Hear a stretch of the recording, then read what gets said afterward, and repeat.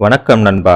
ஒரு மனிதன் அடுத்தவர்கள் செய்வதை சரியா தவறா என்று ஆராய்ச்சி செய்து கொண்டு அதை குறை கூறிக்கொண்டு இருக்காமல், தான் என்ன செய்கிறேன், அது சரியா இல்லை தவறா என்று தன்னைத்தானே உற்று நோக்கி ஆராய்ந்து தவறுகளை திருத்திக் கொண்டு தன்னை மேம்படுத்திக் கொண்டே இருக்கும் மனிதனுக்கே முன்னேற்றம் என்பது இருக்கும்.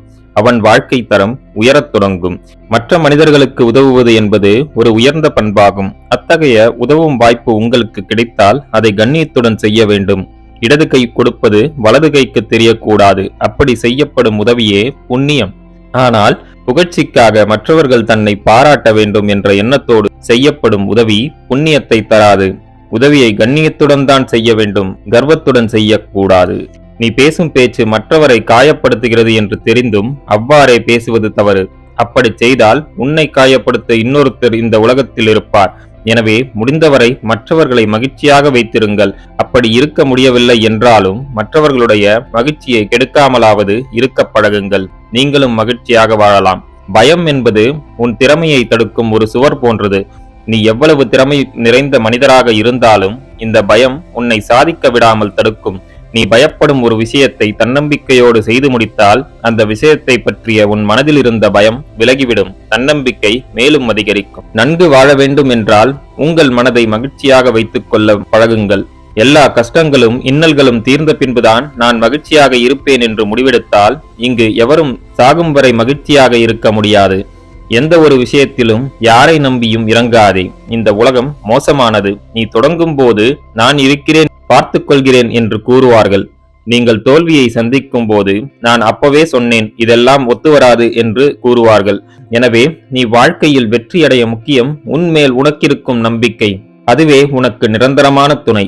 இங்கு பல பிரச்சனைகளுக்கு நமது பேச்சே காரணமாக உள்ளது. மௌனமாக இருந்தாலே இங்கு பல பிரச்சனைகளுக்கு தீர்வு கண்டுவிடலாம். அதே சமயம் பிரச்சனைகளிலும் மகிழ்ச்சியாக இருந்து பார், அந்த பிரச்சனை காணாமலே போகும். இங்கு வெற்றி பெற்ற பல மனிதர்கள் வாழ்க்கையில் பாராட்டுகளை விட அவமானங்களையே அதிகம் சந்தித்திருக்கிறார்கள். உன்னால் முடியாது என்று அவமானப்படுத்தி அனுப்பிய பிறகு அதே விஷயத்தை முடித்து காட்டு. அதில் வெற்றி பெறுவதில்தான் சுவை அதிகம். பாராட்டு ஒருவனுக்கு வெற்றியை தராது. ஆனால் அவமானமோ ஒருவனை வெற்றி பெற தூண்டுகிறது, அவனை வெற்றியடைய செய்கிறது.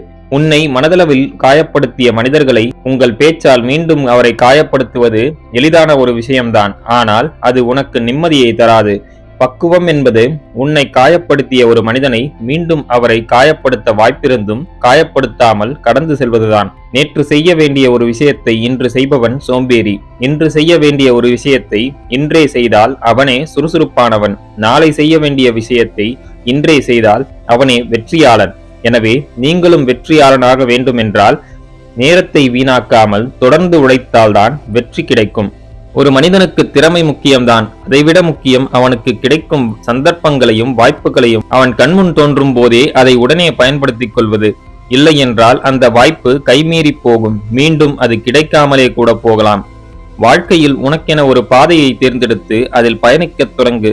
அப்படி தொடங்கும் ஒரு பயணத்தில் விமர்சனங்கள் இருக்கத்தான் செய்யும்.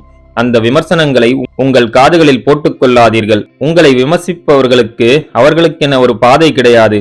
அவர்கள் உன் முன்னேற்றத்தை பொறுக்க முடியாமல் தான் உன்னை விமர்சிக்கிறார்கள். எனவே அத்தகைய சந்தர்ப்பத்தில் செவிடனாக இருந்து எதையும் காதில் வாங்காமல் முன்னோக்கி நகர்ந்து கொண்டே இருக்க வேண்டும். அதுவே வெற்றி பெற செய்யும். இந்த உலக வாழ்க்கையில் எதுவும் நிரந்தரம் அல்ல. வெற்றியும் நிரந்தரம் அல்ல, தோல்வியும் நிரந்தரம் அல்ல. ஆனால் போராட்டம் ஒன்றே நிரந்தரமானது. அதை கடக்க பழகினால் வாழ்க்கை மகிழ்ச்சியாகும். ஒருமுறை யோசித்தால் அதன் பெயர் யோசனை. தொடர்ந்து ஒரே விஷயத்தை யோசித்துக் கொண்டே இருந்தால் அது தேவையில்லாத மனக்குழப்பத்தையே ஏற்படுத்தும். நம் நிம்மதியை அது கெடுத்துவிடும். அளவாக யோசித்து செயலில் இறங்க வேண்டும். அதுவே நிம்மதியை தரும். இங்கு நீ அதிகாரம் செய்யும் இடத்தில் இருந்தாலும் அன்பாக இருக்க வேண்டும். அதிகாரம் எப்பொழுது வேண்டுமானாலும் போகலாம். இங்கு அதிகார போதையில் வாழ்ந்த மனிதர்களை விட வீழ்ந்த மனிதர்களே அதிகம். அதே சமயம் அன்பால் உயர்ந்த மனிதர்களும் இருக்கிறார்கள். எனவே மற்றவர்களுடன் அன்பாக பழகுங்கள். அது மற்றவர்கள் உள்ளத்தில் உங்களை நிலையாக வாழச் செய்யும். நண்பர்களே, மேற்கூறிய விஷயங்கள் உங்கள் வாழ்க்கைக்கு உபயோகமாக இருந்திருக்கும் என்று நான் நம்புகிறேன். இந்த வீடியோ உங்களுக்கு பிடித்திருந்தால் லைக் பண்ணுங்க, உங்க ஃப்ரெண்ட்ஸ் அண்ட் ஃபேமிலியோட ஷேர் பண்ணிக்கோங்க. நம்ம சேனலை இன்னும் நீங்க சப்ஸ்கிரைப் பண்ணலனா சப்ஸ்கிரைப் பண்ணி பக்கத்துல இருக்க பெல் ஐக்கான பிரஸ் பண்ணிக்கோங்க. அப்பதான் நாங்க போடுற வீடியோஸ் உங்களுக்கு நோட்டிபிகேஷனா வரும். நான் உங்களை அடுத்த வீடியோல சந்திக்கிறேன். நன்றி, வணக்கம், வாழ்க வளமுடன்.